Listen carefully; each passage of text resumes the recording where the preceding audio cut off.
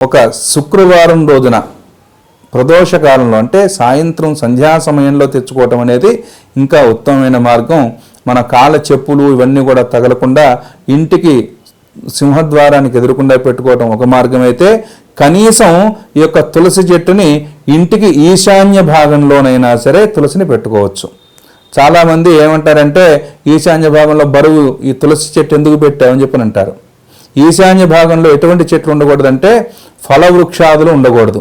అంటే మహావృక్షాలు మామిడి కానీ అరటి కానీ ఇటువంటివి బరువైనటువంటి వృక్షాలు ఉండకూడదు.